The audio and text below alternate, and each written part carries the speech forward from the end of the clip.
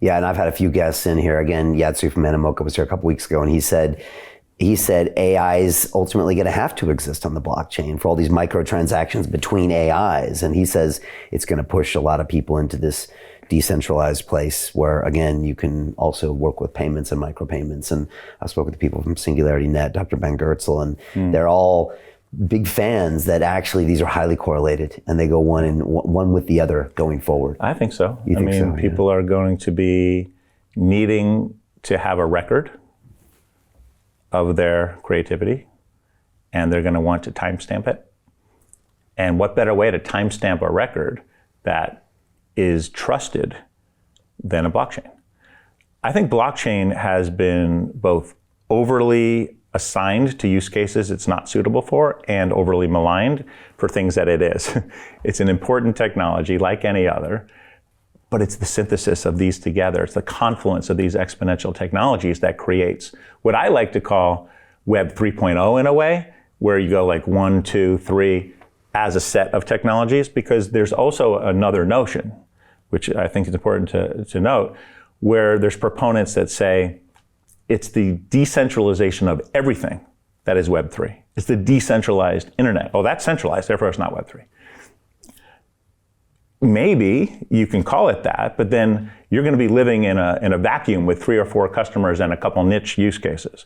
That's not important to humanity. It's not important to business the same way as this confluence of incredible, exponentially advancing technologies coming together, including blockchain, where it fits, to create the next generation of the internet. Right, okay. But don't be a purist and say it has to be completely decentralized or you're going to miss out on the whole party. Not only don't be a purist, but recognize that if you're a purist, it's not practical.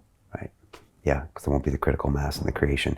Talk to me about your rollout strategy, because when I first met you guys, I assumed it was an enterprise solution, but now anybody going to the website can go on there and start creating metaverses. I'm doing it, and I didn't even get any special treatment, not yet, I hope. And so I'm in there playing around and already creating things from scratch with no costs. Yeah. So tell me about how people can try Vatom, and what is your philosophy for rolling these things out? You mentioned Deloitte, which is going to do an amazing job of potentially onboarding 400,000 entities on there, but what are the plans? So the plans are very much to make sure that the tools are accessible and technology is accessible. Wherever possible, we do believe in open source. We want to have a vibrant open source community, but we also do believe in having proprietary capabilities that we can offer on an enterprise class basis. Not everyone needs advanced security or the ability to have an identity SDK, which I think we kind of uniquely bring for identity federation back to existing systems. Not everyone wants to build a fancy, unique, brandable experience in a wallet with our Experience SDK. And there's a lot of different areas that I think are important for us to nurture, and that's a business model that I think has almost an infinite opportunity to scale. At the same time, we want to open it up. We want to open it up for the open source community in areas for people to do other things with this technology, but also for the plugin architecture that I mentioned. Now, there's 3 types of plugins that I should just mention, just to answer your question on how would this scale. One is a plugin for virtual spaces themselves. What kinds of things can you do in a space? Do you run into your supply chain and it's automatically fed in a secure way and you're now interacting with it in 3D? Like, that's not a thing that we would ever write. That's a plugin that someone else would write. Or do you have the next type of plugin, which is personal plugin? It's not about the space, it's about enhancing your identity. Mm-hmm. That might be something complex, or it could be something as simple as a high five. And you say, here's a high five, costs $1, right?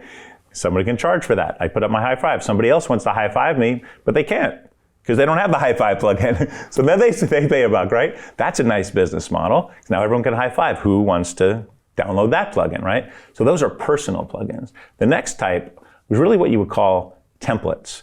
When you think about digital objects, programmable, dynamic, smart, intelligent, connected, there's so many things that you can do. But once you do it, it might be semi-complex if you have like a real complicated use case. You want non-technical people to be able to use it again and again and again.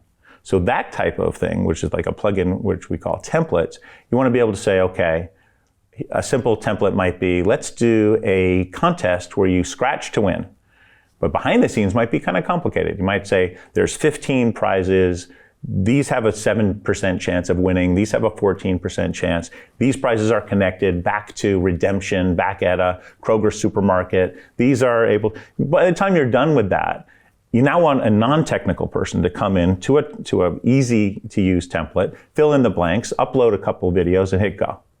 And then that object is made, and then you have your distribution system. Now let's do Pokemon Go AR all over London and spread them out. Or let's distribute them out in virtual environments, or put them up on Instagram. Click and take one.